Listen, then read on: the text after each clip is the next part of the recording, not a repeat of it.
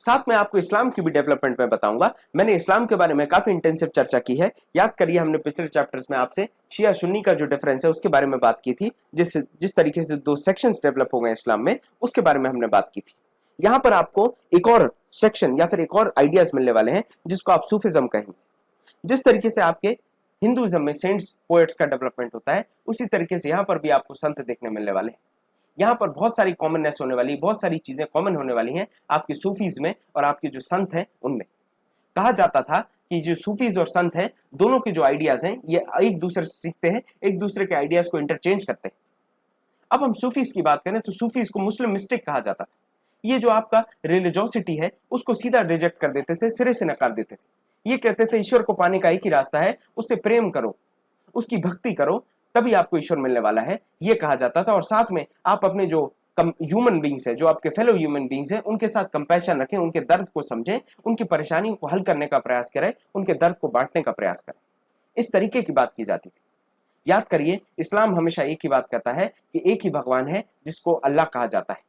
कुरान में अल्लाह कहा जाता है और कहा जाता है कि आपको सबमिशन करना है इस एक ईश्वर की तरफ, एक वन गॉड की तरफ आपको सबमिशन करना है। जो आपकी 8th और 9th सेंचुरी होगी यहां पर आप देखने वाले हैं रिलीजियस स्कॉलर्स जो हैं वो डिफरेंट एस्पेक्ट्स को डेवलप करने वाले हैं। जो होली लॉ है आपका शरीयत, उसके अलग अलग एस्पेक्ट्स डेवलप होने वाले हैं, अलग अलग इंटरप्रिटेशंस डेवलप होने वाले हैं। और आपकी जो थियोलॉजी ऑफ इस्लाम है इसके भी अलग इंटरप्रिटेशंस होंगे। एक तरफ आप देखने वाले हैं जो आपका इस्लाम है वो ग्रेजुअली कॉम्प्लेक्स भी बन जाएगा और दूसरी तरफ जो अलग इंटरप्रिटेशंस आएंगे उस अलग इंटरप्रिटेशन से आपके सूफीज डेवलप होने वाले हैं। सूफीज के बारे में अगर हम बात करें तो वो डिवोशन की ज्यादा बात करते थे। यहाँ पर जो सूफीज है इन्हीं ने एक एडिशन कर दिया, एक इनका जो एस्पेक्ट था, मेजर एस्पेक्ट था इंटरप्रिटेशन का, वो कहते थे कि आपको भक्ति करनी है, आपको डिवोशन करना है। इस चीज के बारे में सूफीज ज्यादा बात करते थे। आप देखने वाले सूफीज जो है वो रिचुअल्स को जिस तरीके से आपके सेंट्स ने, जो पोएट सेंट्स ने रिजेक्ट किया था, चाहे आप महाराष्ट्र की बात करें, कर्नाटक की बात करें, उस तरीके से यहाँ पर भी सूफीज भी आपके एलेबोरेट रिचुअल्स को रिजेक्ट करेंगे। ये कहते हैं कि जो आपका पर्टिकुलर कोड ऑफ बिहेवियर होता है इस्लाम में उसको आपको फॉलो करने की जरूरत नहीं। ये सारी चीजें वो कहते हैं कि आपको रिचुअल्स और कोड ऑफ बिहेवियर फॉलो करने की जरूरत नहीं है। आपको जरूरत है ईश्वर के साथ एक यूनियन एस्टेब्लिश करने की। आपको ईश्वर को बिल्कुल महबूब की तरह चाहना है। और यहां पर आप देखेंगे जो कव्वालियां होंगी, कव्वालियों में ईश्वर को महबूब की तरह, मोहब्बत की तरह, एक लवर की तरह फॉलो किया जाएगा, सीख किया जाएगा। इसीलिए मैं आपसे शुरुआती में मैंने आपको बताया था कि पीर परस्ती करते करते मिल गया मुझको अल्लाह, या फिर ऐसी ऐसी बातें की जाएंगी, जो कव्वालियां गाई जाएंगी उसमें मोहब्बत के लिए बात की जाएगी, अपने माशूक के लिए बात की जाएगी। और वो माशूक कोई औरत नहीं है, कोई मर्द नहीं है, कोई इंसान नहीं है, वो जो आपका माशूक है वो अल्लाह है, भगवान है। और इसके लिए आप बिलवड की तरह, अपने प्रेम की तरह इसके डिवोशन में लग जाएंगे, गॉड के डिवोशन में लगेंगे और आप यूनियन एस्टेब्लिश करने की कोशिश करेंगे गॉड के साथ। और ये चीज बताई जाती है। यहां पर एक इंपॉर्टेंट बात आपको समझने में आनी चाहिए कि जिस तरीके से आपके सेंट पोएट्स होंगे उसी तरीके से आपके सूफीज भी पोएम्स कंपोज करेंगे। याद करिए अभंग लिखे गए थे, जो अभंग लिखे गए थे वो अभी हमने डिस्कस किए। आप यहां पर देखने वाले हैं, यहां पर भी पोएम्स लिखी जाएगी सूफीज के द्वारा। इनकी जो लिटरेचर होने वाली है ये प्रोज के फॉर्म में होगी। जिस तरीके से हमारे यहाँ श्लोक लिखे जाते थे या दोहे लिखे जाते थे उसी तरीके से ये भी प्रोज के फॉर्म में लिखने वाले। ये छोटी छोटी कहानियां लिखेंगे, छोटी छोटी फेबल्स लिखने वाले हैं जिनके पीछे मोरल्स होते थे। और मोरल्स के द्वारा ये अपने जो सब्जेक्ट्स हैं, अपने जो डिवोटीज हैं उनको समझाने का प्रयास करते थे कि आपको ईश्वर कैसे मिलने वाला है। यहाँ पर आप देखने वाले हैं काफी पॉपुलर आपके सूफी सेंट्स डेवलप होने वाले हैं सेंट्रल इंडिया के पार्ट में, और आपको इंडिया और आसपास के इलाके में भी काफी पॉपुलर आपको सूफी सेंट्स देखने मिलने वाले हैं। सेंट्रल इंडिया के कुछ इंपॉर्टेंट सूफी सेंट्स की हम बात करें तो एक है जिनका नाम है गजाली, दूसरे जो है उनका नाम है रूमी और तीसरे का नाम है सादी। तो गजाली, रूमी और सादी इस तरीके से इंपॉर्टेंट सूफी सेंट्स आपके डेवलप होने वाले हैं। ये बिल्कुल नाथपंथी की तरह कहीं ना कहीं आप देखने वाले जो आपके नाथपंथी सिद्धार्थ और योगीज हैं उसी तरीके से सूफीज भी बिलीव करते थे कि आपको ट्रेनिंग करने की जरूरत है, आपको ट्रेनिंग करने की जरूरत है जिससे आप दुनिया को एक अलग नजरिए से देख पाए। ये चीज यहां पर ये कहते हैं। सूफीज के एक अलग तरीके थे ट्रेनिंग के, उसके बारे में मैं आपसे बात करता हूं। नाथपंथीज या सिद्धार्थ या योगीज आपको मेडिटेट कराते थे, आपकी सांस पर कंट्रोल करने को कहते थे। आप देखने वाले हैं आपसे सूफी सेंट क्या कहेंगे। सूफी सेंट कहेंगे कि आप जिक्र करें उस खुदा का। जिक्र करने का मतलब है आप खुदा का नाम लें, भगवान का बार बार नाम लें, एक secret formula chanting of names करें या फिर उनका जो नाम है उसको लें। आप कंटेम्पलेट करें, आप सोचें ईश्वर के बारे में। आप समा बांधे, समा बांधना मतलब गाना, सिंगिंग करना। रकास मतलब होता है डांस करना। आप नाचेंगे, गाएंगे ईश्वर की डिवोशन में, आप एज अ बिलवड उसको प्रे करेंगे, उसके बारे में सोचेंगे। साथ में आप देखने वाले डिस्कशंस होने वाले हैं पैराबल्स में। पैराबल्स मतलब ये पोएम्स की जिस तरीके से लाइन होती है, इस तरीके से शेर व शायरी में डिस्कशंस होने वाले हैं। जो आपके शेर हैं उसको ही आप पैराबल्स की तरह मानते हैं, तो शेर लिखे जाएंगे, ईश्वर के लिए शेर लिखे जाने वाले हैं, खुदा की खुदाई में बंदा शेर लिखेगा, इस तरीके से चीजें होती है। आप देखने वाले ब्रेथ कंट्रोल की, जो आपसे नाथपंथी बात कर रहे थे कि आपको ब्रेथ कंट्रोल की एक्सरसाइज करनी है, वो चीज योगीज और नाथपंथी वाली चीज सूफीज भी कहीं ना कहीं फॉलो कर रहे हैं। और इसको कहा जाता था दम बांधना। दम, जो आपने दम बिरयानी में दम जो होता है, वो दम आपकी क्या है, वो प्रेशर या सांस है, उसको ही आप दम कहते हैं, तो दम बांधना कहते थे। इसको आप ब्रीथ कंट्रोल कहेंगे या ब्रीदिंग कंट्रोल कहने वाले हैं। जो आपके सूफी इसके मास्टर्स हुआ करते थे उनको पीर कहते थे या मास्टर कहते थे। तो आप अब समझ गए होंगे मेरी बात का मतलब पीर परस्ती, मतलब आप पीर की सेवा कर रहे हैं, आप अपने मास्टर की सेवा कर रहे हैं। पीर परस्ती करते करते आपको अल्लाह मिल जाएगा, ये चीज बताई गई। तो पीर परस्ती करते करते मिल गया मुझको अल्लाह। तो पीर आपको, आपके मास्टर आपको रास्ता दिखाएंगे, और जब आप अपने मास्टर की सेवा कर रहे होंगे तभी आपको अल्लाह मिल जाने वाले हैं। ये चीज आपको देखने मिलने वाली है। आप देखेंगे अलग अलग सिलसिले डेवलप होते हैं सूफिज्म में, अलग अलग जगहों से आपके सिलसिले डेवलप होंगे। और सिलसिले क्या थे, एक जीनोलॉजी थे सूफी टीचर्स के। आप देखने वाले अलग अलग रीजन से एक जीनोलॉजी डेवलप होने वाली है। मान के चलिए ए जगह से एक सूफी सेंट आए, उसके बाद उनके जो डिवोटी होंगे, उनके जो फॉलोअर होंगे, वो दूसरे बन गए, और इस तरीके से आपका जो सिलसिला है वो कैरी ऑन करता था। आप देखने वाले हैं इनमें कहीं ना कहीं थोड़ा सा डिफरेंस होता था। इनके जो आइडियाज होते थे, इनके जो मेथड्स होते थे, जो इनका तरीका होता था इंस्ट्रक्शन का और रिचुअल फॉलो करने का, जो रिचुअल प्रैक्टिसेस का, इनमें ही फर्क होता था, जिसकी वजह से अलग अलग सिलसिले बनते थे। यहां पर आप देखिए इस पिक्चर में आपको दिखाया जा रहा है किस तरीके से मिस्टिक इन एक्सट्रेसी है, जो आपके मिस्टिक्स हैं, जो आपके सूफीज हैं, वो एक्सट्रेसी में है, वो अलग ही एक दूसरी दुनिया में खो से गए हैं, ईश्वर के साथ मिल से गए हैं। ये चीज आपको देखने मिलती है। एक इंपॉर्टेंट सिलसिले की बात करें तो आप देखने वाले ऋषि सिलसिला या ऋषि ऑर्डर सूफिज्म का एस्टैब्लिश होता है 15th और 16th सेंचुरी के टाइम पर कश्मीर में। और यहां से आपको देखने मिलने वाला है जो आपके शेख नूरुद्दीन वली हैं, जिनको आप नुंद ऋषि भी कहते हैं। इनका काफी गहरा असर पड़ता है कश्मीर पर। जैसा ही इनका एस्टैब्लिशमेंट होता है, इनका इंपैक्ट पड़ने लगता है कश्मीर पर। आप देखेंगे बहुत सारे श्राइन्स जो हैं वो ऋषि सेंट के नाम पर बनाए गए और डेवलप किए गए कश्मीर के आसपास के इलाके में। यहाँ इस किताब में ये देखिए कुरान का एक पन्ना है, मैन्युस्क्रिप्ट है, जो यहाँ पर दिखाई गई है। ये डेक्कन की फोटो है, 15वीं शताब्दी में 15th सेंचुरी में ये फोटो ली गई थी, ये पेंटिंग बनाई गई होगी। अब आप देखते हैं large number of Sufi cents आपके सेंट्रल एशिया से आने वाले हैं, और साथ में ये सेंट्रल एशिया से आकर हिंदुस्तान में बस जाएंगे। हिंदुस्तान में बसेंगे पर्टिकुलरली 11th सेंचुरी के आसपास। और 11th सेंचुरी में आपको याद आ रहा होगा कि दिल्ली सल्तनत वहां पर डेवलप हो रही थी हिंदुस्तान में। यहाँ पर आप देखने वाले हैं जिस तरीके से आपकी दिल्ली सल्तनत एस्टैब्लिश हो रही है, उसी के साथ साथ मेजर सूफी सेंटर भी ये डेवलप होता जा रहा है। एक तरफ दिल्ली सल्तनत भी आपकी डेवलप होगी, और साथ में एक मेजर सूफी सेंटर भी आपका हिंदुस्तान बनता जाता है। इसमें एक बहुत ही इंपॉर्टेंट सिलसिला है जिसको आप चिश्ती सिलसिला कहते हैं। और चिश्ती सिलसिला में काफी इंपॉर्टेंट टीचर्स रहे, जिनने काफी इन्फ्लुएंस किया आपके आसपास के इलाके के लोगों को। जिसमें सबसे इंपॉर्टेंट टीचर आपके थे ख्वाजा मोइनुद्दीन चिश्ती, जो आपके अजमेर में आज भी इनकी दरगाह है। और इनकी दरगाह पर आप देखने वाले हैं हिंदू हो या मुसलमान, दोनों ही इनकी दरगाह पर जाते हैं, और इनके जो भी मन्नतें होती हैं वो यहाँ सर मांगते हैं। उसके बाद आपके देखने वाले कुतुबुद्दीन बख्तियार काकी, जो दिल्ली में है, ये आने वाले हैं। बाबा फरीद पंजाब में, जिनको गंजे शक्कर भी कहा जाता था, जब ये गाते थे अपने खेतों में काम करते करते तो लोगों की भीड़ लग जाती थी। बाबा फरीद के बारे में हम देखते हैं ख्वाजा निजामुद्दीन औलिया के बारे में। ये जो आपका निजामुद्दीन स्टेशन, रेलवे स्टेशन है, उसके पास में इनकी मजार है। आप देखने वाले हैं बंद नवाज गेसु दराज, जो आपके गुलबर्गा के हैं, उनके बारे में भी हमें पता चलता है। जो आपके सूफी मास्टर्स हैं, ये हॉस्पाइस में अपनी असेंबलीज करते थे। हॉस्पाइस या खानखा कहते थे इसको। अब खानखा की खासियत यह है कि जनरली आपका जो सराय होता है, आपको मैंने बताया था कि सराय बनाया जाता है, जो आपका सराय होता है उसमें आपके ट्रैवलर्स रुक सकते हैं। खान का भी एक तरीके का सराय होता था, लेकिन यहाँ पर एक खासियत होती थी कि यहाँ पर रिलीजियस ऑर्डर चलता था। ये पूरा जो सिस्टम कंट्रोल किया जाता था, ये आपके सूफी मास्टर के द्वारा कंट्रोल किया जाएगा। तो यहाँ पर जो ट्रैवलर्स हैं वो रुक सकते हैं, नो डाउट वो रुक सकते हैं, वो आसरा ले सकते हैं, लेकिन ये जो भी कंट्रोल किया जाएगा आपका एरिया, उस सराय को कंट्रोल किया जा रहा है आपके रिलीजियस ऑर्डर के द्वारा, सूफी मास्टर के द्वारा, इसीलिए उसको आप खानका या हॉस्पाइस कहने वाले हैं। यहाँ तक आपको क्लियर होना चाहिए। आप देखने वाले हैं डिवोटीज के डिस्क्रिप्शन दिए गए आपके नोबल्टीज से, रॉयल्टीज से, चाहे आप राजा की बात करें या फिर आप मिनिस्टर्स की बात करें या फिर एक सामान्य आदमी की बात करें, सबका स्वागत था खानका में। और सब आते थे खानका में, सब आते थे अपने स्पिरिचुअल मैटर्स को डिस्कस करते थे, अपनी जो वर्ल्डली जो दुनियादारी की परेशानी है, वर्ल्डली प्रॉब्लम्स हैं, उनको डिस्कस किया करते थे। और ये सिंपली ये जो गाने और जो डांस का सेशंस होते थे उनको भी कभी कभी अटेंड करने आते थे। कोई अपनी परेशानी लेकर आएगा तो कोई इसी तरीके से सिंपली अटेंड करने आएगा म्यूजिक और डांस को। ये चीज आपको देखने मिलने वाली है। आप देखने वाले हैं जो आपके सूफी मास्टर्स हैं उनको कहीं ना कहीं जादूगरी ताकत का मालिक माना जाता था, मिरेकुलस पावर्स माने जाते थे इनके अंदर। ऐसा कहा जाता था कि आपकी बीमारियां, जो आपके दुख दर्द हैं, उनको खत्म कर सकते हैं, आपकी बीमारियों को खत्म कर सकते हैं। इसीलिए आज के समय आप देखेंगे जो उनकी मकबरे हैं, जो उनके टूम्ब हैं, जो उनके मुसोलियम है, जो उनकी दरगाह है सूफी संत की, वहां पर आज भी पिलग्रिम्स जाते हैं।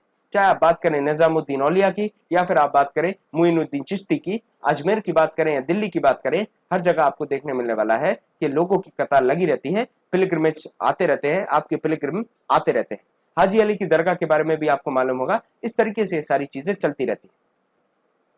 बहुत सारे यहाँ पर डिवोटीज आते रहते हैं।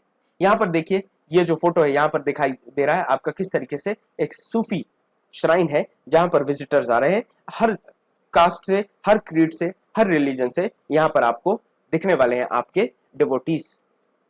अब यहाँ पर भगवान को ढूंढने की बात की जाती है, प्रभु की खोज के बारे में हमें किताब में देखने मिलता है। एक आपके इंपॉर्टेंट सूफी सेंट थे जिनका नाम था जलालुद्दीन रूमी, जो आपसे मैंने अभी डिस्कस किया, सेंट्रल एशिया के एक इंपॉर्टेंट सूफी संत। ये सूफी संत हमें बताते हैं अपनी कविता के द्वारा कि ये देखिए 13th सेंचुरी में ये अपनी कविता लिखने वाले हैं और ये लिखते हैं ईरान के आसपास के इलाके में ये लिखा करते थे, अपनी प्रैक्टिसेस किया करते थे, पर्शियन भाषा में ये अपनी कविता लिखते थे। अपनी कविता में ये कहते हैं कि मैंने देखा जो आपकी ईसाइयों की सलीब है, ईसाइयों की जो आपकी क्रॉस है, जो आपका क्रॉस है ईसाइयों का, उस पे मैंने देखा। मैंने सोचा शायद ईश्वर, खुदा, भगवान वहां पे है, पर वहां नहीं मिला मुझे। मैं हिंदुओं के मंदिर में गया, मैंने हिंदुओं के मंदिर में देखा, पर वहां भी मुझे कोई निशान न मिला खुदा का, भगवान का, प्रभु का। उसके आगे मैंने देखा कि मैं ऊंचे ऊंचे जगहों पर जाऊं, पहाड़ों पर जाऊं, मैं गहराइयों में जाऊं, लेकिन मुझे कहीं भी ईश्वर नहीं दिखा। मैं काबा गया, मक्का मदीना में जो काबा है, काबे पर मैंने जाके देखा, मैंने पूछा भगवान है, वहां पर भी मुझे भगवान नहीं मिला। इस तरीके से चीजें चल रही थी। मैंने अबनीसिया, जो एक महान फिलोसोफर था ईरान के आसपास के इलाके में, पर्शियन एम्पायर में, मैंने उससे पूछा कि मेरे भाई अबनीसिया, मुझे बताओ मुझे ईश्वर कहाँ मिलने वाला है। अबनीसिया भी मुझे नहीं बता पाया। अबनीसिया ने ये कहा कि जो तुम सवाल पूछ रहे हो वो मेरे हद के बाहर है, this is beyond the range of अबनीसिया। आपको देखने मिलने वाला है, जलालुद्दीन रूमी कहते हैं, मैंने सारी जगह घूम लिया और थक हार के जब मैंने अपने दिल के अंदर झांका तो ईश्वर वहीं था, भगवान वहीं था, प्रभु वहीं बैठा था और मुझे दिख रहा था। ये यहां पर बताया जाता है, ये बताया जाता है कि ईश्वर को मैं पूरी दुनिया में ढूंढ रहा हूं, लेकिन मुझे वो अपने दिल में मिलता है, मुझे अपने जिगर में मिलता है, मुझे अपने हृदय में मिलता है। आप देखने वाले हैं नया रिलीजियस डेवलपमेंट होने वाला है नॉर्थ इंडिया में। हमने साउथ की बात कर ली, केरल, तमिलनाडु की बात कर ली, कर्नाटक की बात कर ली, महाराष्ट्र की बात कर ली। अब हम जरा नॉर्थ इंडिया पर चर्चा करते हैं। आप देखिए किस तरीके से आपका जो इस्लाम है वो डेवलप होता है 13th सेंचुरी में। आपके ब्राह्मणिकल हिंदुइज्म भी बहुत ज्यादा डेवलप होगा, सूफिज्म भी डेवलप होने वाला है। साथ में आपके भक्ति के अलग अलग स्ट्रेंड्स डेवलप हो जाएंगे। नाथपंथी, सिद्धार्थ और योगीज के इन्फ्लुएंस के बारे में भी हमने समझ लिया है। यहाँ तक आप देखिए जो नए नए टाउन्स आने वाले हैं, जो नए नए किंगडम्स आने वाले हैं, जो वो इमर्ज करेंगे, तो इनके बारे में हम चर्चा करते हैं। यहाँ पर आप देखने वाले हैं नए प्रोफेशंस आएंगे, नए प्रोफेशंस आने वाले हैं, साथ में आपके नए रोल्स बनाए जाएंगे लोगों के द्वारा। क्योंकि जब आपका टाउन डेवलप होगा तो टाउन डेवलप होने के साथ नई नई चीजों की रिक्वायरमेंट बढ़ जाती है। यहाँ पर आप देखने वाले क्राफ्ट पर्सन, मजदूर, पीसेंट्स, व्यापारी और साथ में आपके जो लेबर्स हैं, ये सब बढ़ जाएंगे। ये सारे प्रोफेशंस आने वाले हैं। यहाँ पर आप देखने वाले ऐसे लोगों की भारी भीड़ लग जाती थी इन संतों को सुनने के लिए। साथ में यहाँ पर बात की जाती है कबीर की। जैसे पर्टिकुलर आप कबीर की बात करें या बाबा गुरु नानक की बात करें, तो किस तरीके से उन्होंने आपका जो हिंदुइज्म में ऑर्थोडॉक्सी है या फिर आपके दूसरे रिलीजन में जो भी ऑर्थोडॉक्सी थी उसको रिजेक्ट किया। दूसरी तरफ एक और ग्रुप था आपका जो आपके सेंट पोएट्स थे, जैसे आपके तुलसीदास या सूरदास है। इन्होंने आपका जो मेजर रिलीजन की ऑर्थोडॉक्सी है उसको रिजेक्ट नहीं किया, उसको ये एक्सेप्ट करते हैं। जो आपके एग्जिस्टिंग बिलीव्स हैं उनको एक्सेप्ट करेंगे, लेकिन उसके साथ ये चाहते थे कि ये जो आपके बिलीव्स हैं ये ज्यादा लोगों तक पहुंचे। They wanted to make accessible to all. ये जो आपके बिलीव्स हैं, ये जो प्रैक्टिसेस हैं, ये सूरदास और तुलसीदास चाहते थे कि ये सब तक पहुंचे। तुलसीदास जिनके बारे में हम बात करने वाले हैं, इन्होंने ईश्वर को, भगवान को देखा राम के फॉर्म में। ये एक किताब लिखते हैं जिसको आप कहते हैं रामचरितमानस, जिनमें इन्हें राम की बात की है, मर्यादा पुरुषोत्तम राम की चर्चा की। ये लिखा जाता है अवधी भाषा में। आप देखने वाले ये भी सामान्य भाषा में लिखी जा रही है ताकि आम लोगों तक इनकी बात पहुंचे। यह अवधी भाषा जो है, जो आपके पूर्व उत्तर प्रदेश में या ईस्टर्न उत्तर प्रदेश में बोली जाती थी। आप देखने वाले हैं किस तरीके से ये एक्सप्रेशंस के लिए काफी इंपॉर्टेंट हो जाती है। इनका जो डिवोशन था, एक तरफ इनका डिवोशन भी इसमें शो हो रहा है, साथ में इनके लिटरेरी वर्क की जो क्वालिटी है वो भी यहाँ पर रिजेंबल होती है आपके रामचरितमानस में। एक तरफ भगवान की तरफ प्रति प्रेम और साथ में इनके जो शब्दों का चयन है, जो इनका लिटरेरी वर्क है, ये दोनों आपको देखने मिलने वाले हैं और दोनों ही काफी महत्वपूर्ण थे। सूरदास की बात करें दूसरी तरफ, तो सूरदास जो थे वो नेत्रहीन थे, वो ब्लाइंड थे।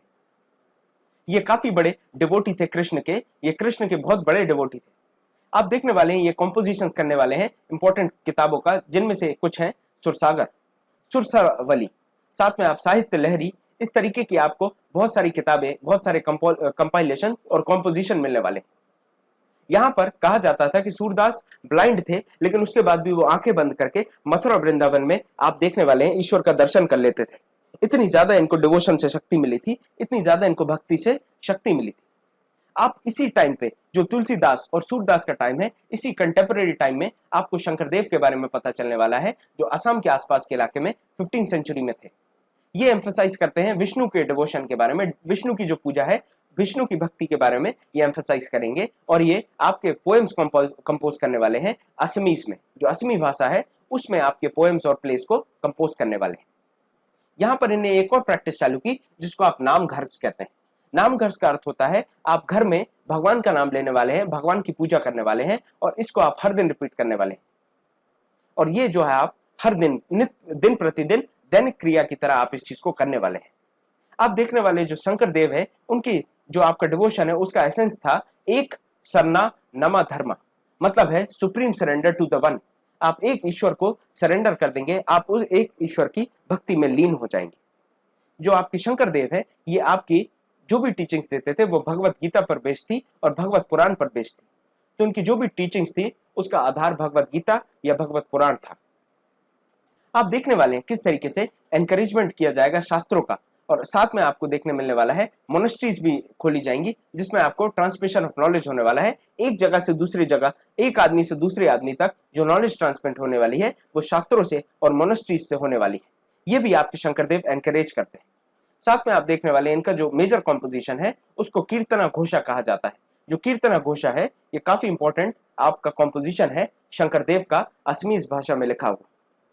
एक और इंपॉर्टेंट सेंट की हम बात करें या कुछ और पर्टिकुलर सेंट्स की बात करें जो आपके ट्रेडिशंस को फॉलो करते थे, इस ट्रेडिशन को इंक्लूड करते थे, उनमें आपके दादू दयाल, रविदास और मीराबाई थे।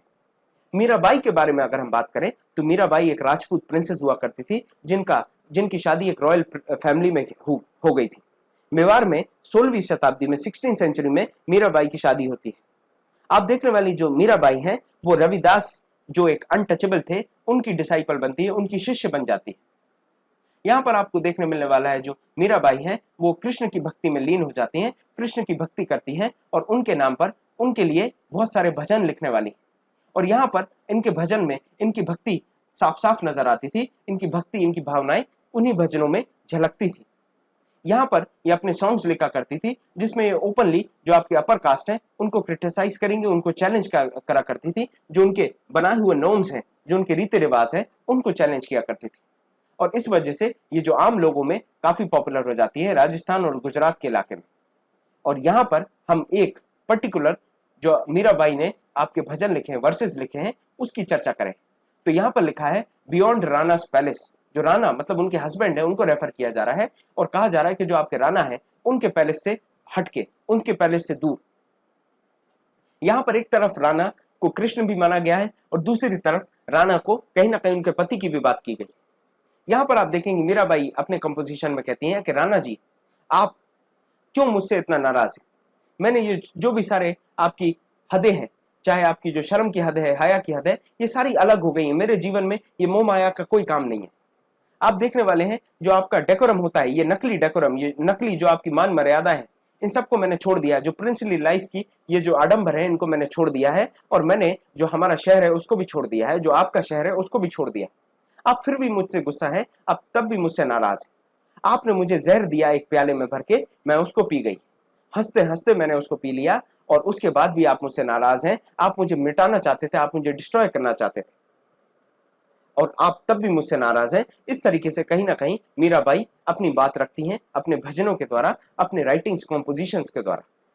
यहाँ पर आपको एक यूनिक फीचर देखने मिलेगा कि आपकी जो भी कॉम्पोजिशंस हो रहे हैं, चाहे आप मीराबाई की बात करें, दादू दयाल की बात करें, रहीम की, कबीर की, गुरु नानक की, आप किसी की भी बात करेंगे, आपको देखने मिलने वाला है कि सारी जो भी लिखा गया है, जो भी कंपोज किया गया है, वो रीजनल लैंग्वेज में ही कंपोजिशन हुआ और रीजनल लैंग्वेज में ही गाया गया, जिसकी वजह से ये काफी ज्यादा इमेंस पॉपुलैरिटी मिलती है इसको आम आदमियों में, और आम आदमी इसको ओरली गाते थे और अपनी एक जनरेशन से दूसरी जनरेशन में ये पास करने वाले हैं इस चीज को। साथ में आप देखने वाले हैं जो लोग हैं वो अपने पर्सनल एक्सपीरियंसेस को भी इसके साथ ऐड कर देंगे, इन कॉम्पोजिशंस के साथ ऐड कर देंगे। पर्टिकुलरली जो आपके पुअर पीपल होने वाले हैं, जो डिप्राइव्ड कम्युनिटी होने वाली है, और जो विमेन होने वाली हैं, उनके थ्रू ज्यादा मेजर कॉन्ट्रीब्यूशन होता है, ज्यादा ट्रांसमिशन होता है इन गानों का। अपने खुद के एक्सपीरियंसों को इन गानों के साथ जोड़कर प्रेजेंट करते हैं, और आपको ये जनरेशन बाय जनरेशन शिफ्ट होते दिखेंगे। तो इससे आपको समझ में आता है ये जो आपके सॉन्ग्स हैं, जो आज आप गा रहे हैं, ये सिर्फ उस समय सेंट्स के द्वारा नहीं लिखे गए थे। यहाँ पर कहीं ना कहीं कॉमन पीपल का भी कंट्रीब्यूशन है, कॉमन पीपल की भी ये क्रिएटिविटी आपको देखने मिलती है। और यहाँ पर आपको समझ में आएगा कि किस तरीके से ये एक लिविंग पॉपुलर कल्चर की तरह आगे एक्सपेंड होता है और एक इंपॉर्टेंट हिस्सा बन जाएगा हमारे कल्चर का। इंपॉर्टेंट कॉन्ट्रीब्यूशंस की बात करें हम, कुछ इंपॉर्टेंट कॉन्ट्रीब्यूशंस जो पर्टिकुलरली आपके भक्ति सेंट्स ने किए हैं म्यूजिक की तरफ, तो यहाँ पर आप देखने वाले हैं जयदेव जो आपके बंगाल में है, इनने कंपोज किया आपके गीत गोविंद को, जो संस्कृत में लिखी गई। यहाँ पर आप देखने वाले हैं रागों में और ताल में बहुत सारे ऐसे सॉन्ग्स कंपेल आपके बनाए गए, कंपोज किए गए, जिनमें पर्टिकुलर राग या ताल हुआ करते थे। आप देखने वाले हैं बहुत ही ज्यादा सिग्निफिकेंट इम्पैक्ट म्यूजिक पर पड़ता है आपके सेंट्स ने, जो भी आपके भजन लिखे उनसे, भजन कीर्तन या अभंग जो लिखे उससे भी कहीं ना कहीं म्यूजिक में एक इनोवेशन मिलता है, कंट्रीब्यूशन मिलता है। जो उनके सॉन्ग्स हैं इनमें आप देखने वाले हैं इमोशन एक्सपीरियंस को काफी ज्यादा एम्फेसाइज किया जाता था, और ये कहा जाता था जो कॉमन मैन है उसके लिए इमोशन एक्सपीरियंस बहुत इंपॉर्टेंट है, जिसकी वजह से आपका जो कॉमन मैन इससे कनेक्ट करेगा, जो उसकी परेशानियां हैं वही इस गाने में गाई जा रही। आपका अगर किसी की बीवी उसको छोड़ के भाग गई तो ये चीज इसमें दी गई, कोई गरीब है, कोई बीमार है, कोई दुखी है, तो ये भी चीज यहाँ पर दी गई।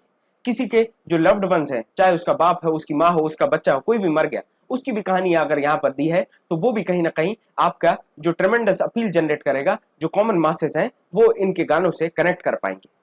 आप देखिए जो आपके चैतन्य देव हैं या चैतन्य महाप्रभु कहलाते थे, जो इनके आप बारे में हम बात करें 16th सेंचुरी में, ये भक्ति सेंट थे जो बंगाल के आसपास के इलाके में प्रीच करते थे, और ये कृष्णा और राधा के बारे में प्रीच किया करते थे। आप इस पिक्चर में देखने वाले हैं किस तरीके से एक्सटेसी में बिल्कुल ये दीवाने होकर झूम रहे हैं, नाच रहे हैं और गा रहे हैं। राधा और श्याम का जो गाने हैं, राधा और श्याम की भक्ति में ये लीन है, दीवाने होकर झूम रहे हैं।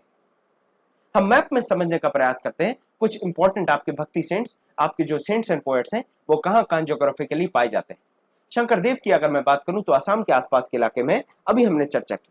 चैतन्य देव जो हैं आपके बंगाल के आसपास के इलाके में आपको मिलते हैं। साथ में आप देखिए नीचे की तरफ अगर मैं आपसे बात करूं तो आपके जो मेनका व सागर है और जो रामानुज हैं वो आपको तमिलनाडु के आसपास मिलने वाले हैं। शंकराचार्य आपको केरला में मिलने वाले हैं। नामदेव, तुकाराम, एकनाथ और ज्ञानेश्वर आपको महाराष्ट्र में मिलने वाले हैं। नरसिंह मेहता जिनके बारे में मैंने बात की और मीराबाई ये आपको गुजरात और राजस्थान के इलाके में देखने मिलने वाले हैं, और दादू आपको राजस्थान में, सूरदास आपको उत्तर प्रदेश में, सूरदास के साथ रामानंद, कबीर, रैदास, वल्लभाचार्य, तुलसीदास ये सारे आपको उत्तर प्रदेश में मिलने वाले हैं। रामदास आपको आंध्र प्रदेश के आसपास देखने मिलने वाले हैं। साथ में आपको वासवाहना जो आपके कर्नाटक आंध्र प्रदेश के आसपास के इलाके में थे, और आपको उसके साथ आपके जो पुरंदर दास हैं वो भी आपको यहीं पर देखने मिलने वाले हैं। एक और इंपॉर्टेंट जो आपके भक्ति सेंट थे उनका नाम था गुरु नानक, वो भी आपको यहाँ पर समझ में आने वाले हैं, देखने आने वाले हैं। अब हम जरा एक क्लोजर लुक लेते हैं, क्लोजर ऑब्जर्वेशन लेते हैं एक पॉपुलर भक्ति सेंट का जिनका नाम है कबीर। कबीर का जो आप देखने वाले हैं, इनका जो जीवन है, ये जो बॉर्न एंड ब्रॉट अप होते हैं एक मुस्लिम जुलाहा फैमिली में। जुलाहा का मतलब होता है जिनका काम होता है वीविंग का, ये कपड़ा बुनते थे, बुनकर जो उनकी फैमिली थी वहां पर इनका जन्म होता है और वहां पर इनको बॉर्न एंड ब्रॉट अप किया जाता है। यहाँ पर सिटी ऑफ बनारस में इनका जन्म होता है, और सिटी ऑफ बनारस में ये सारी चीजें देखते हुए बढ़ते हैं।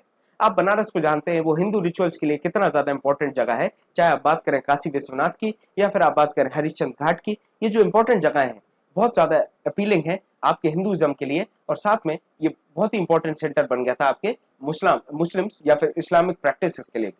यहाँ पर आप देखने वाले हैं जो कबीर हैं वो अपने कलेक्शन को सखीस या फिर पद में लिखने वाले थे, लिखने नहीं वाले थे, ये कंपोज करने वाले थे और बाद में इसको लिख दिया जाता है।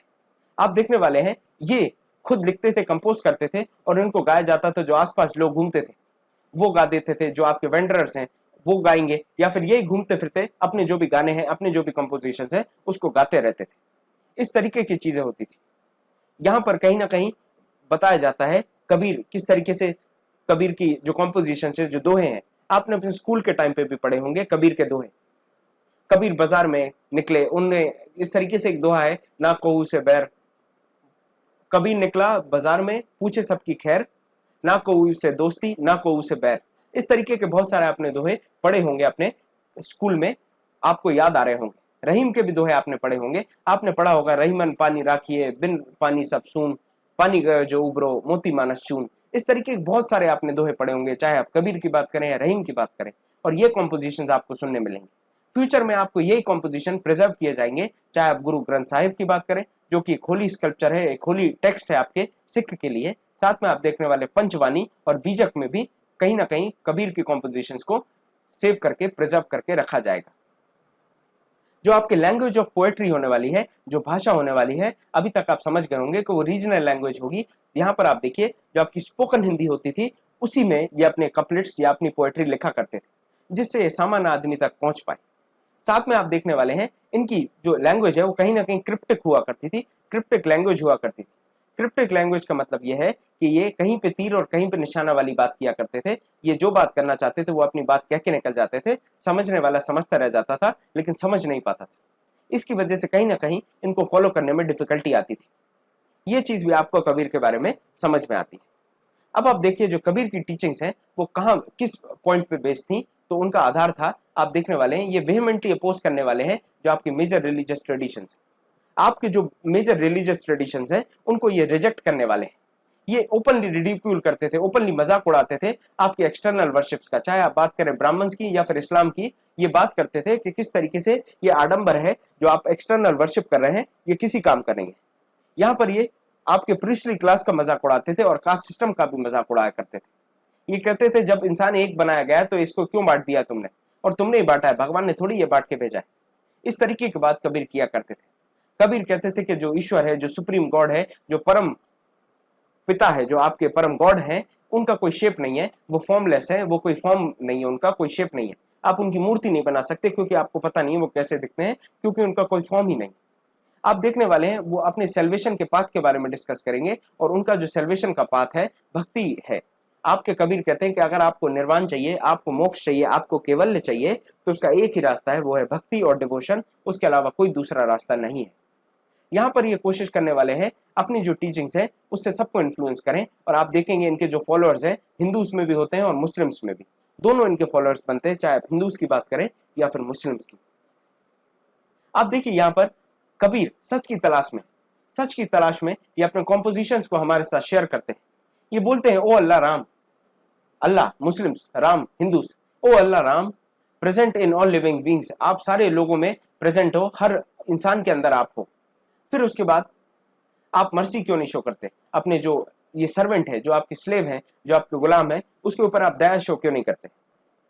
उसके शरीर, उसके दिमाग में जो आपको देखने मिलने वाला है, by bump your head on the ground, क्यों वो अपना जो सर है उसको जमीन पर पीटता रहता है, क्यों वो पानी में नहा नहा कर अपने आप को परेशान करता है, क्यों वो एक तरफ जान लेता है और दूसरी तरफ अपने आप को हम्बल कहने का काम करता है, क्यों वो ये हिपोक्रेसी दिखाता है, क्यों ये अपने वाइजेस को, हथकंडों को अपनाता है, और क्यों ये ऐसी उल्टी सीधी हरकतें की जा रही हैं, इन आडंबरों को फॉलो किया जा रहा है। क्यों ऐसा कहा जाता है कि ये 24 टाइम आपके जो ब्राह्मण्स हैं ये एकादशी का व्रत रखते हैं, जो काजी हैं वो 1 महीने रमजान रखने वाले हैं, लेकिन बाकी 11 महीने क्या करने वाले हैं। इस तरीके से मजाक भी उड़ाया जा रहा है, टांग भी खींची जा रही है, और कहीं ना कहीं एक लॉजिकल बात भी की जा रही है। यहाँ पर ये बोलते हैं कि आपके लिए 12वां महीना ही होता है जिसमें आपको स्पिरिचुअल फ्रूट्स मिलने वाले हैं, बाकी 11 महीने क्या करने वाले हैं। क्या 11 महीने अनायास यूं ही बना दिए ईश्वर ने, इन 11 महीने में आपको फ्रूट्स नहीं मिल सकते स्पिरिचुअलिटी के, ये चीज कही जाती है।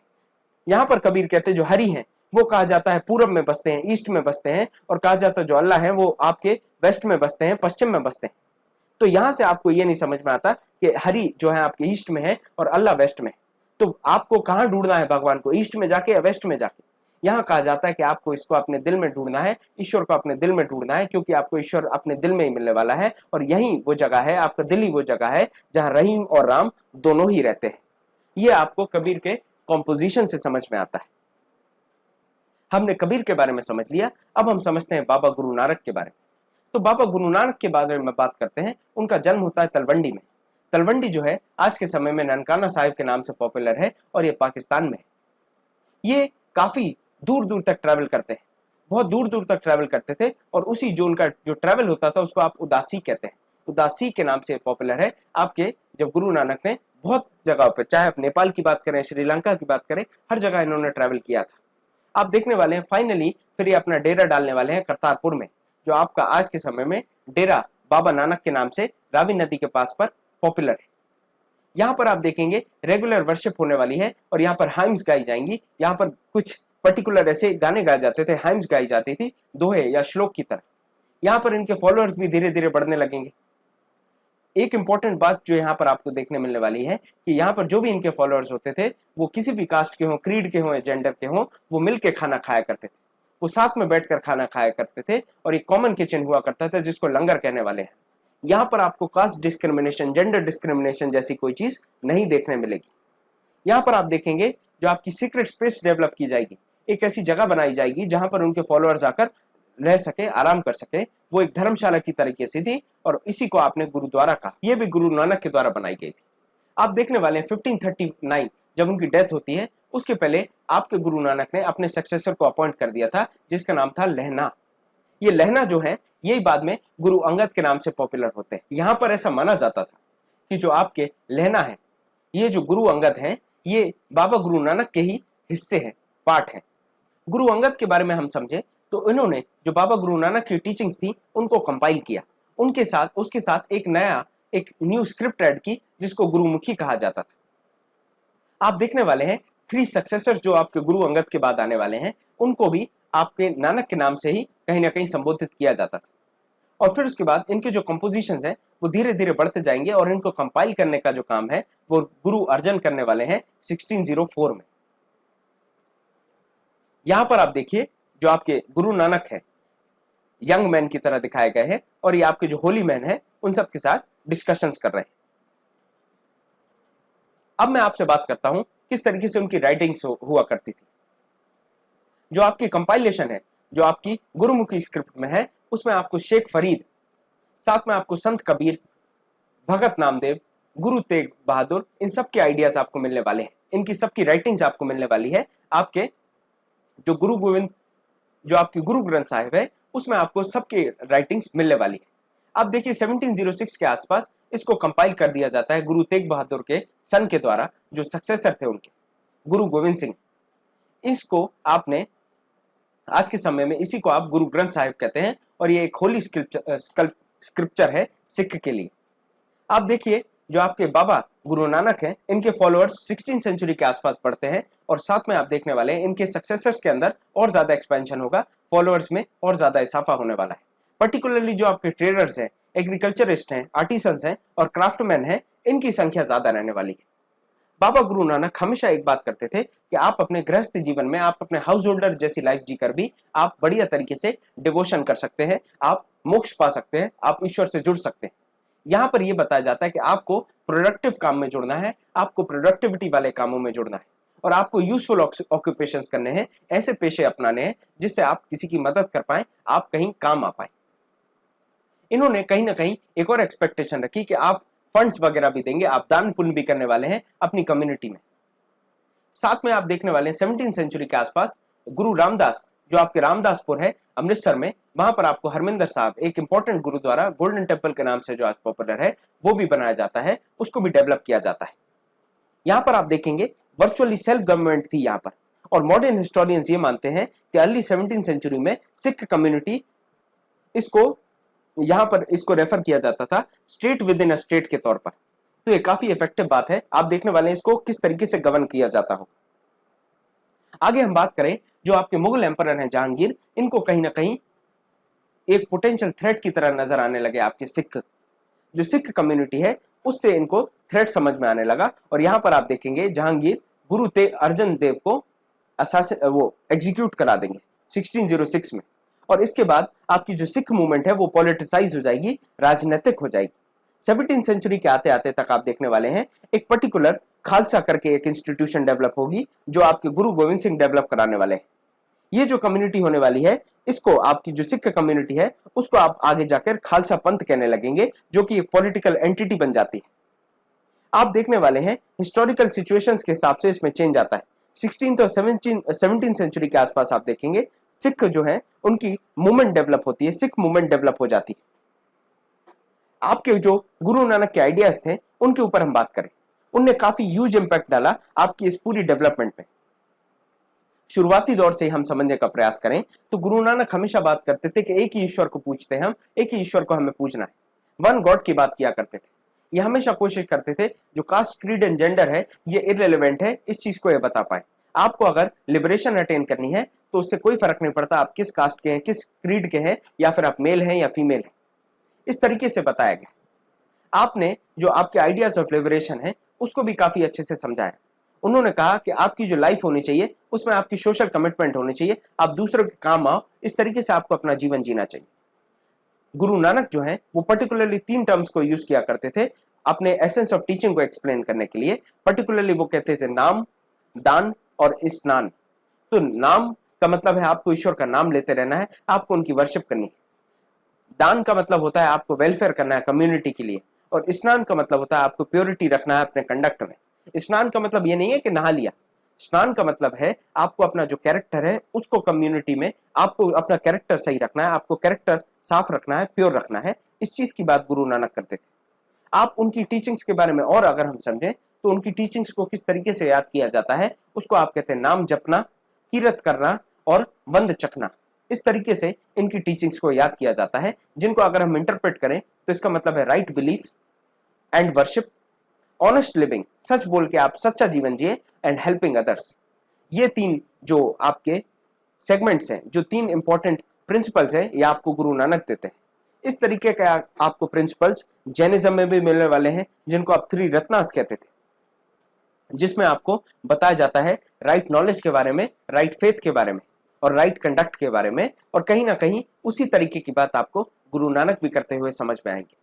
आप देखने वाले गुरु नानक इक्वालिटी की बात करते हैं, चाहे आप सोशल की बात करें या पॉलिटिकल, हर जगह ये इक्वालिटी की बात करते थे। पर्टिकुलर आपको डिफरेंस समझ में आने वाला है आपके गुरु नानक के बीच में जो हिस्ट्री है, उसके हिस्ट्री में जो फॉलोअर्स थे, जो आपके फॉलोअर्स गुरु नानक के होने वाले हैं, और आपके कबीर, रविदास और दादू के जो फॉलोअर्स थे, उनके आइडियाज में आपको डिफरेंस समझ में आने वाला है। साथ में आपको समझ में आएगा कि इनके जो मेजर आइडियाज थे वो लगभग सेम थे। यहां पर आपको एक मैन्युस्क्रिप्ट पेज दिखाया गया है गुरु ग्रंथ साहिब का, ये जो आपकी होली स्क्रिप्चर है सिख के लिए, वो दिखाया गया है। अब हम इंटरनेशनल पॉइंट ऑफ व्यू से बात करने वाले हैं मार्टिन लूथर किंग के बारे में और जो उन्हें रिफॉर्मेशन लाए उसके बारे में। 16th सेंचुरी की बात कर रहा हूं मैं। यहां पर आपको देखने मिलने वाला है रिलीजियस फर्मेंट होता है, यहां पर रिलीजियस चेंजेस आते हैं, रिलीजन में उतार चढ़ाव देखने मिलते हैं आपको यूरोप में।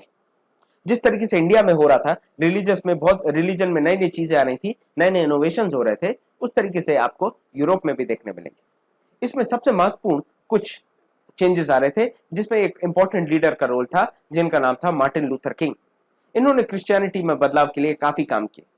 आप देखने वाले हैं इनने हाईलाइट किया जो कुछ प्रैक्टिसेस रोमन कैथोलिक चर्च कर रहा था, जो बाइबल की सिखाई हुई चीजें जो है, जो बाइबल की टीचिंग्स है, उनके खिलाफ थी। इनके खिलाफ ये आवाज उठाते हैं, ये कहते हैं जो आपकी टीचिंग्स होनी चाहिए वो आपकी लैटिन में नहीं होनी चाहिए, वो आपकी सामान्य लैंग्वेज में होनी चाहिए। याद करिए इसी तरीके की बात आपके जो भी सेंट पोएट्स हैं वो भी करते थे। ये बाइबल को जर्मन में ट्रांसलेट करते हैं ताकि जो आपके आम लोग हैं वो भी बाइबल में क्या दिया है वो समझ पाए, ताकि उनको समझ में आए कि आपके जो कैथोलिक चर्च वाले लोग हैं ये अपनी मनमानी कर रहे हैं। जो आपके मार्टिन लूथर किंग हैं वो काफी हेवीली अपोज करते हैं आपकी जो इंडल्जेंस की प्रैक्टिस है उसको। इंडल्जेंस में क्या होता था, जो आपके नियर वंस है अगर वो मर गए हैं, आप उनके नाम पे एक सोने का सिक्का अगर चर्च को दे देंगे तो चर्च ये कहता था कि जो आपके नियर वंस हैं उनको स्वर्ग में एक सीट बुक हो जाएगी। इस तरीके के काम को इंडल्जेंस कहा जाता था और चर्च इसमें काफी पैसा कमा रहा था। चर्च आपको फॉरगिवनेस देने वाला था, पैसे लेकर आपको सिंस के फॉरगिव करने वाला था। अगर आपको अपने लिए स्वर्ग में एक सीट बुक करानी है तो यहाँ आप चर्च को एक सोने का सिक्का दे दीजिए। इस तरीके से चर्च करने लगा और इसके खिलाफ आपके मार्टिन लूथर किंग काफी ज्यादा लिखते हैं। इनकी जो राइटिंग्स है ये भी बहुत दूर तक पहुंचने लगी, क्योंकि तब तक आप देखेंगे प्रिंटिंग प्रेस ग्रो होने लगी थी। आप देखेंगे अगर जो आपका प्रोटेस्टेंट क्रिश्चियनिटी का सेक्ट है उसको भी ग्रो करने में, उसको भी डेवलप करने में जो मेजर रोल प्ले किया जाता है, कहीं ना कहीं आपकी जो टीचिंग्स ऑफ लूथर हैं उनको इंपॉर्टेंट माना जाता है। ये देखिए आपको यहाँ पर दिखाई दे रहा है मार्टिन लूथर ने लिखी है बाइबल जर्मन में, उसका ये पेज आपको यहाँ पर दिख रहा है। ये पर्टिकुलर देखने वाले यहाँ पर पूरी जगह पर आपके मार्टिन लूथर किंग के आइडियाज फैलने वाले हैं, एक्सपैंड होने वाले हैं। अब परंपरा अनुसार हमने इस चैप्टर से क्या सीखा, ये आपको स्लाइड पॉज करके मैच द कॉलम बनाने हैं।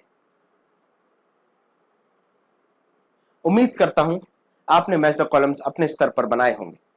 हम सबसे पहले देखने वाले हैं द बुद्धा। तो बुद्धा के बारे में याद करिए हमने क्या बोला था, ये नए आइडियाज लाएंगे और जो आपके सोशल डिफरेंसेस है उनको क्वेश्चन करने वाले।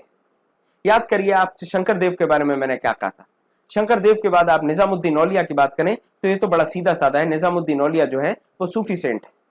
आपसे मैं न्यायर्स और अलवर्स की बात करूं तो अलवर में मैंने बताया था कि वी है, वी का मतलब आपका ये वर्शिपर्स और विष्णु है, तो वी से आप विष्णु को जोड़ दें, और न्यायर्स जो है वो वर्शिपर्स ऑफ शिव है। और फाइनली आप देखेंगे जो आपके शंकर देव हैं उनने नाम घर की जो प्रैक्टिस है उसको चालू किया था, जहां ये कहते थे ईश्वर का नाम आपको, इनने हाउसेस बनाए थे जहां में आप ईश्वर का नाम निरंतर लेते जाएंगे। तो ये था डिस्कशन। हमने यहाँ पर हमारा चैप्टर 8 भी कंप्लीट कर लिया है। आगे हम 9th और 10th को कंप्लीट करके हमारी 7वीं की हिस्ट्री की एनसीईआरटी को समराइज कर देंगे कंप्लीटली। लेक्चर को देखने के लिए बहुत बहुत धन्यवाद।